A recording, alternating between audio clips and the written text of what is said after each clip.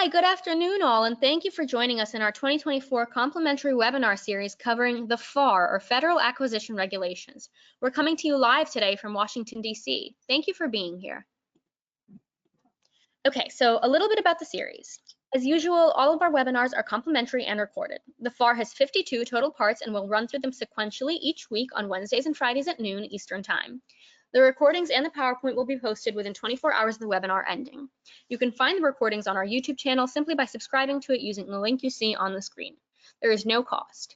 You can find the PowerPoint on the SlideShare site using your LinkedIn credentials to log in. Again, there's no cost. We also offer sponsorship opportunities, so if you're interested in that, please send us an email to hello@jenniferschaus.com. And now how to sign up for the series. Unfortunately, there is no bulk registration, so you do have to register individually for each webinar. If you go to the Jennifer Schaus website, navigate to the section called the FAR, and you'll find the individual registration links. Also, the recording links will be posted there upon the completion of each webinar. And now just a little bit about us. Please note that we covered the FAR in 2020, so if you're eager to get a jump start, you can find these historical recordings on our website. If you navigate to the webinars tab and scroll down to the section, the FAR 2020, but just because it has been 4 years, many of the regulations have changed and been updated, so please use this as a reference tool only. And now a little bit about us. We work with established federal contractors worldwide, helping them to navigate the market. Our services range from market analysis reports to contract vehicles and compliance, and some of the contract vehicles we support are listed here on your screen.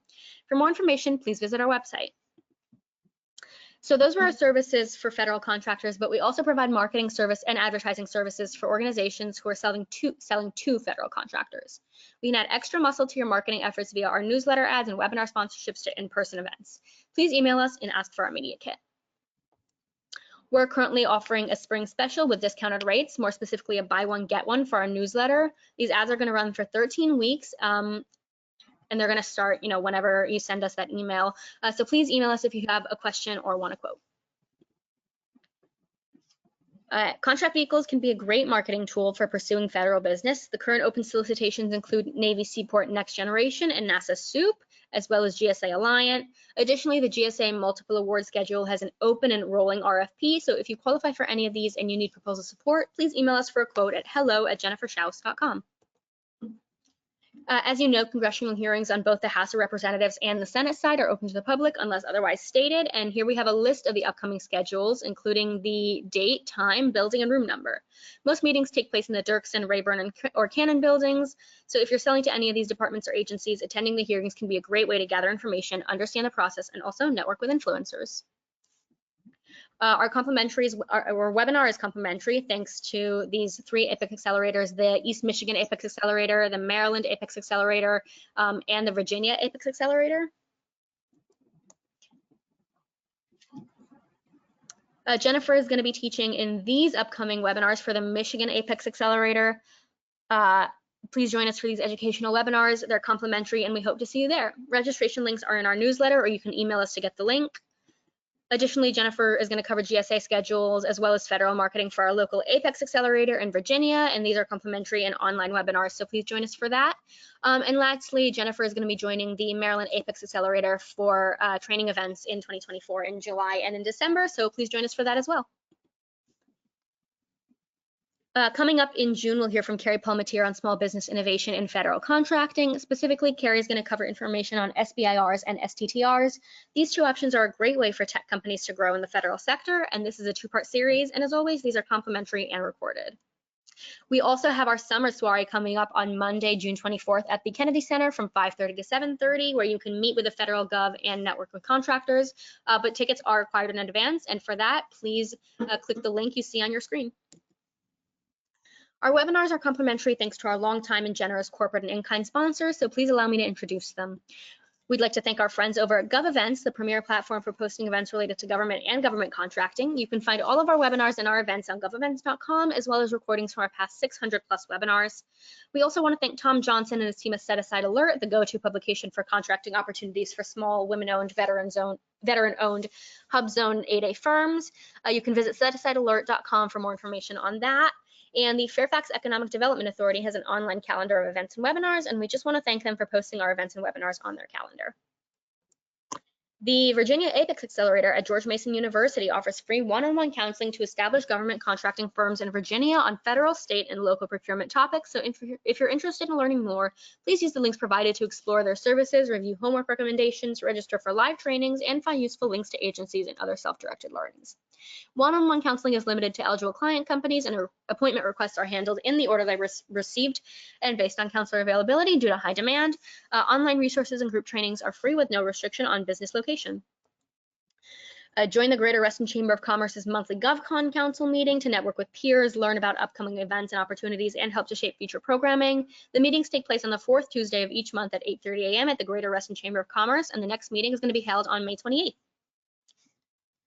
Do you want help winning government contracts? BidSpeed can help. Users can find contract opportunities for federal, state, and local government. Additionally, you can search for teaming partners, incumbent point of contact, expiring contracts, compliance matrices, and also proposal templates. Create your login at bidspeed.com. BidSpeed is an official partner of the U.S. Small Business Administration's E2G Empower to Grow program. Events are the ultimate engagement channel to bring government and industry together. 68% of the government personnel report that they attend more than one event each year. The Federal Business Council, or FBC, has worked with government and industry for 45+ years to create gatherings where ideas are shared and to help government achieve its goals. This includes agency industry days, cybersecurity symposiums, technology expos, and offsite meetings. FBC provides full life cycle meeting planning and event management. With over 5,000 meetings under their belt, FBC has the experience, systems, and personnel to make your next event exceptional. Learn more at www.fbcinc.com. Please check out our friends over at GovBrew. GovBrew is the most read GovCon newsletter, keeping thousands of GovCon professionals in the loop with news, updates, and opportunities in the federal contracting market, all in a fun and accessible email that only takes 5 minutes to read. It's 100% free to join. It goes out every Monday, Wednesday, and Friday at 7 a.m., and it's filled with great content, event postings, webinars, and more. We encourage you to sign up at govbrew.co, or you can use the QR code you see on the screen. Okay, now let's meet today's speaker.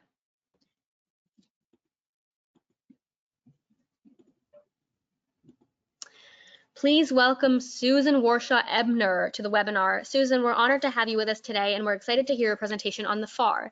We appreciate the time you took to put together the content. And now, Susan, I'll put myself on mute and turn the floor over to you. Please let me know when you're ready for your next slide, and I'll advance them as we discuss. Thank you, Susan. Thanks, Sophia. So you can find out more about me if you go to Stinson LLP, stinson.com. I've been doing this for a long time, so let's just get to major system acquisition. Next slide. FAR Part 34, major system acquisition. What are we going to cover today? Next slide, please. We're going to be looking at what is a major system, how do you acquire one, what are the processes, how is Title III used in that process, and what is Earned Value Management System, EVMS. Next slide, please.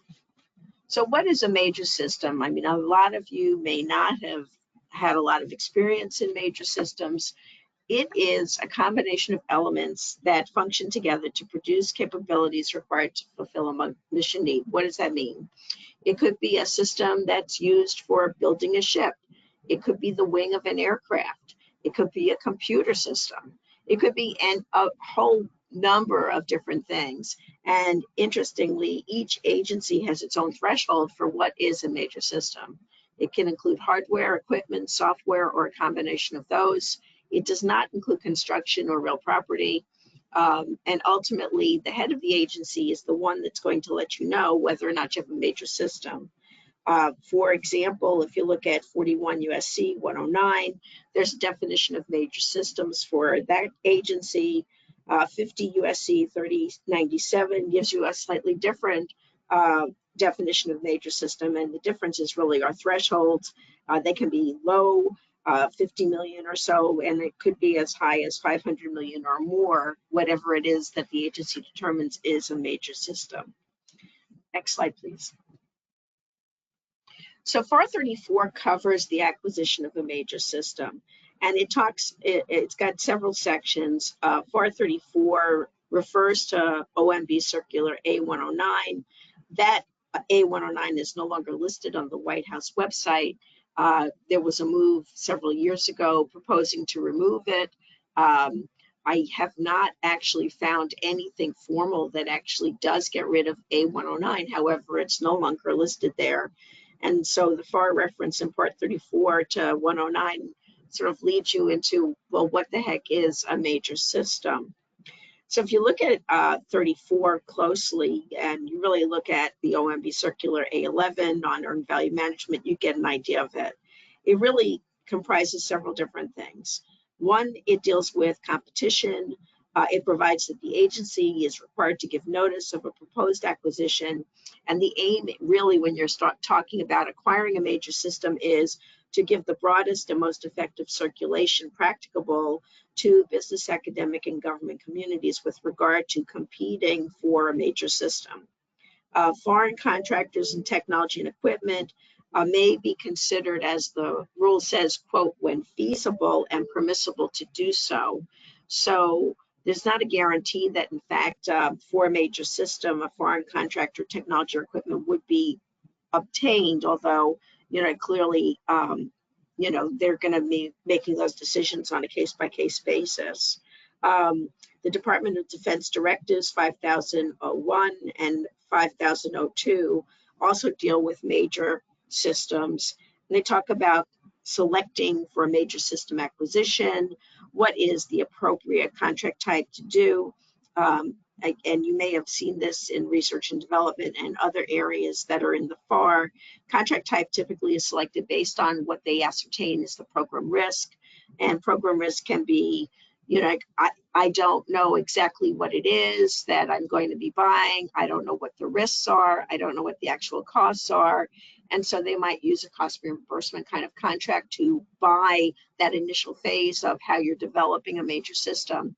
But ultimately, by the time you get to a major system acquisition, they will hopefully have gone through that process, gone through the various components of the process, the broad agency announcement, request for information, pre-solicitation conferences, questions and answers, and decided on their full and open competition, or if they need a sole source, and put out the procurement, and it may be cost reimbursement or it may be fixed price, and then they'll issue an award. OMB Circular A11 is referenced here. If you've never looked at OMB Circular A11, I highly recommend that you do so. It's quite lengthy. The key takeaway from that is they score any major system when they're going to be acquiring it. There are scores that they have to amend to it to determine what's the right amount of money to pay for it, what's the real need, what's the return on investment, what kind of budget do we need to get there? Do we have to lease? Do we have to purchase?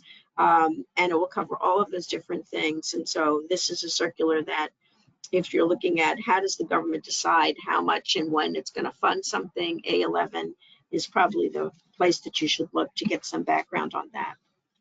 Next slide. So acquiring a major system, the key policy here, as it says on the screen, is they want to use the most effective, economical, and timely method of acquiring it. But they also want to promote innovation and full and open competition. And so a major system may occur through a process. In other words, they just don't typically go out and say, okay, I'm going to buy a major system today. They usually do that research and development, that kind of looking at what is it going to take for me to ultimately get this major system. And they're looking for effective competition. And that effective competition is they're going to keep competing and hopefully getting 2 or more contractors acting independently to bid on and offer alternatives to producing the major system so that they'll achieve the promotion of innovation, the full and open competition, and getting the most effective economical reward. Like, just because they say they're looking for, lowest cost, price alternatives, best technical design to meet minimum needs, this doesn't make it an LPTA award. LPTA is low price, technically acceptable. Here, they're actually, you have to look at the terms of solicitation like any other procurement and see what are the factors that they're putting out there, what's going to be the one that's going to be the biggest focus, where they're going to be most likely to be bending in terms of an award. Is it going to be technical? Is it going to be price? Are they going to be equal? So it's always important to look at what those evaluation factors are before you go into one of these procurements. Next slide. So FAR 34002, policy there is sustaining effective competition, and it says for as long as beneficial. Back in the 80s, we used to see a lot of dual sourcing for major systems, sort of like that runoff, like the F404 program, where they were looking at engines, looking for the right kind of engine, and they had continuing procurements where they were dual sourcing and funding, and at some point they decide, and it's usually because of the budget, they need to pick a winner. They need to down select. And so the concept for competing as long as beneficial also ties into, is there money available to keep looking at this, or do we finally just have to make a decision because we can only afford one major system solution? And as I mentioned earlier, 434.005 provides that foreign contractors and technology may be considered when feasible and permissible to do so, so that you really have to be looking at what's in the solicitation to see whether they're going to allow that. Clearly, things that are classified, you know, if foreign contractors aren't going to be having access to those things unless there are certain things that occur. So you'll always have to look at what is going to be allowed under a particular procurement. But the aim really is to make it as competitive as possible and keep it as wide open as possible so they get the best solutions. Agencies I mentioned before want to develop an acquisition strategy that's tailored to the particular program. There are a number of key decision points in that, and I just wanted to give you an example of that. If we go to the next slide, this is an example of a baseline life cycle for a major system acquisition at Defense. You can see there's a number of, you know, at the initial start of like proof of concept, what are we going to think about buying, all the way through to the full life cycle of I've actually narrowed down, done my research development, determined what I want to buy, I'm actually going into full production, and then there's the after production, you know, how do we maintain and provide things, and then what do we do at the end of the life cycle. It's a very long process. You can see there's a lot of different pieces of it. And just knowing that a major system is that complicated is at least an indicator that it's not going to be a speedy process. And it is important to get in as early as possible in the process. You know, once they make a decision on what's going to be in the bill of materials, what products are going to be those products that are going to be, you know, qualified and determined to be on that bill, that may be hard to change. And so major systems, that's one hallmark of them. You know, they're not easy to swap in and out things. You know, it's sort of once they've established it, then, you know, it becomes like, here's how I'm going to administer this major system. Although I will tell you that the Department of Defense, for example, is focusing right now on modular open systems architecture. This is going to be a game changer in terms of how these long-term major systems are being acquired, because they do want the flexibility to be able to modularize and swap out and put in and update different segments of the major systems. So stay tuned for that. If you want to know more about MOSA, let us know. Next slide. So what is the acquisition strategy for a particular program? As I mentioned, the first one is concept exploration. They're looking to see, you know, given the budget that they have, given what their need is, what are the potential approaches that they might have. So they might issue a request for information. They may issue a broad agency announcement. They may even issue a SIB, or a Small Business Innovative Research, you know, in that list of topics that you apply for SBIRs. So there are a lot of different ways that they will explore what is it they really need. Once they fix on, this is what I'm looking for as a solution, they may enter into demonstration contracts, meaning it's not full-scale production. It may not even be limited, you know, low-rate initial production. It's a demonstration to see, almost like prototyping, like, is this going to work? How is it going to work? And so it's a predecessor to full-scale production. Full-scale development contracts are, you know, we're going to buy the package, that major system, and whatever it is that it's defined as. And there they're going to be putting in a request for proposal and asking you for full-scale proposals and entering into those full-scale development contracts. So they'll be looking for everything from, who are your subcontractors, what are your products, what are you're planning on developing, how many quantities, acceptance test, et cetera, that whole process. And full production is that entire process successfully tested where they're buying in full production units what they need for the major system. Subsystems and components also may be considered major systems. As I mentioned before, historically, we look at things like even wings, like on aircraft, can be considered major systems. So you really have to look at the particular agency and the particular determination that they make when seeing whether or not you've got a major system. Next slide. So Title III, I don't know how much you know about Title III. Title III, the Defense Production Act, has many different elements of it. The one we're going to talk about today is the testing, qualification and testing of industrial resources part of it. But you're probably most familiar with Title III, the DPAA, Article 1 of it, which deals with priority rated orders. If you get one of those rated orders, you have to either accept or reject them very promptly. There's a time limit. If you don't reject them, you'll be deemed to have accepted them. You then have an obligation to deliver what has been asked for under the schedule and in the quantities and of the quality that's listed. There are very few ways of rejecting a rated order. For example, if you no longer make the product, you don't have the equipment, facilities to do so, that may be one basis for rejecting a rated order.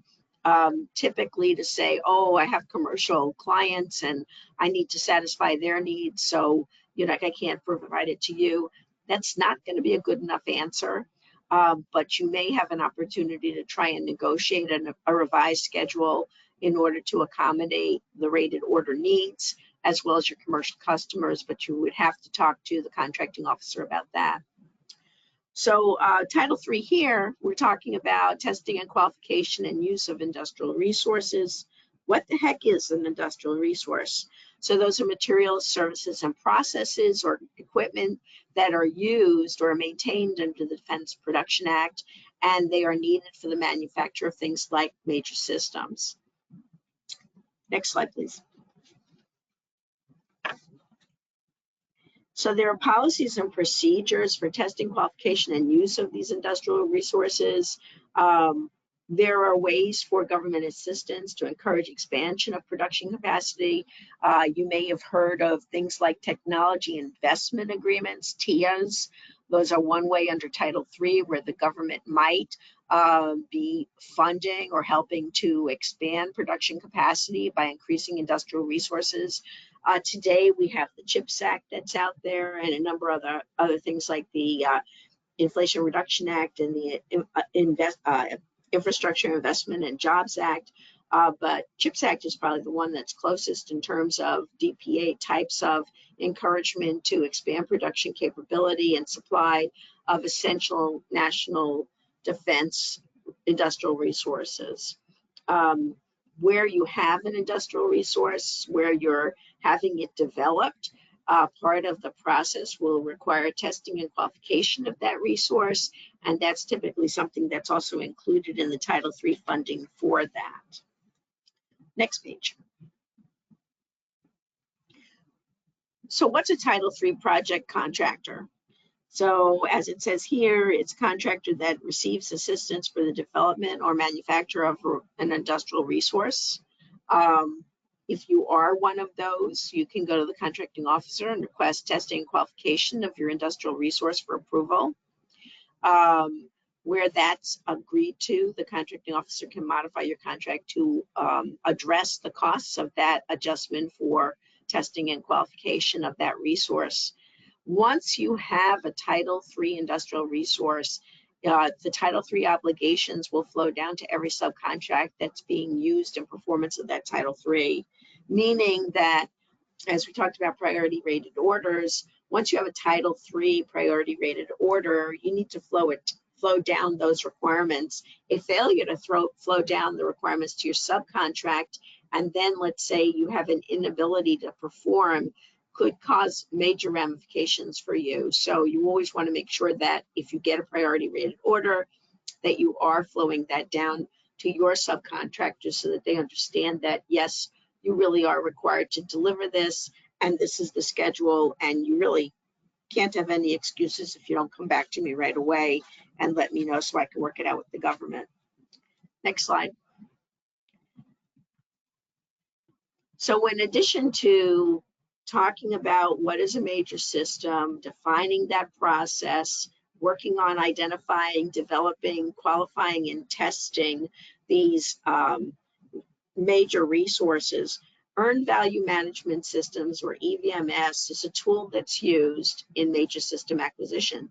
It also may be something that's found in other non-major systems. I've even seen it done in more small business set-aside kinds of contracts.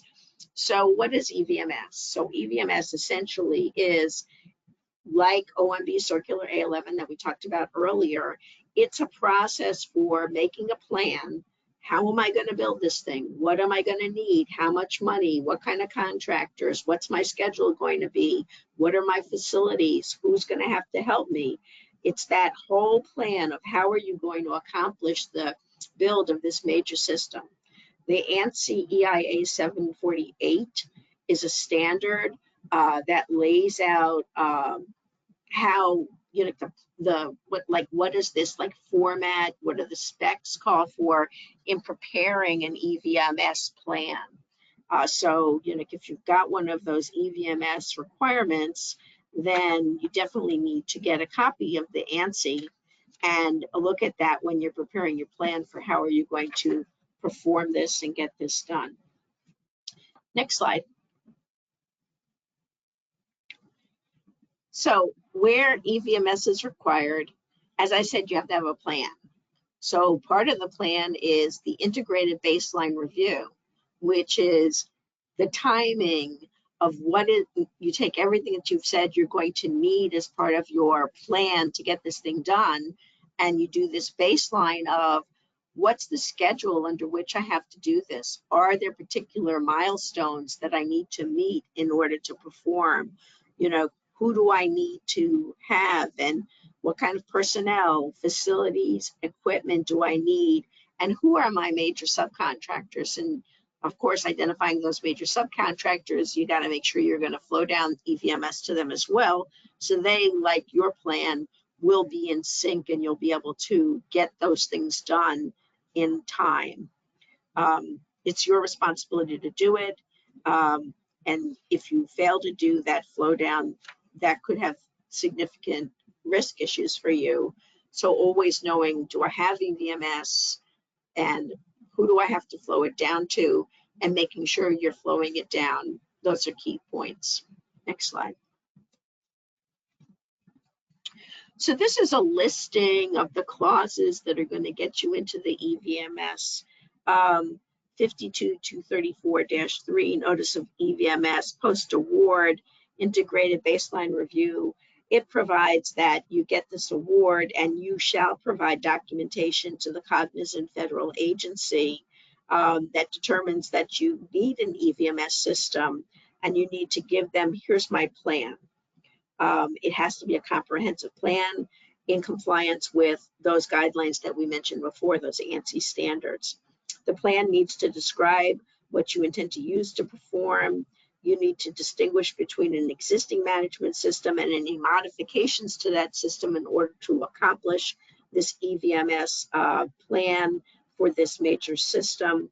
You need to have a procedure for administering these plans and applying them to your subcontractors, and you need to provide documentation on the processes that you're going to be used for evaluating compliance under those standards. The government then will review that plan, and it needs to be approved. You can include milestones, and I think milestones are always a good idea when you're engaging in one of these major system activities, you always want to know what are the milestones and what are the ones that would be reasonable to you, because of course milestones like contract line items are the triggers for how do you get paid. So really figuring out what the milestones are, what you have to do is key to that.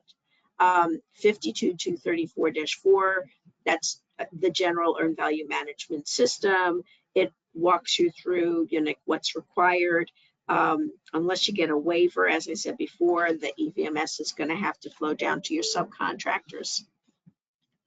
Under the clause, you're supposed to also provide access to all pertinent records and data requested by the contracting officer or their representative in order to allow government surveillance of your EVMS plan in action to ensure that you are conforming with what you have said that you would do under this procurement. And it also, of course, requires that you're going to identify your subcontractors. So next slide. So major systems, they're typically not simple. They're not quick. This has been a real overview, hasn't gone into enormous detail, but there are a lot of details underneath what we've talked about today in terms of pricing, costing, performance, qualifications, testing, etc.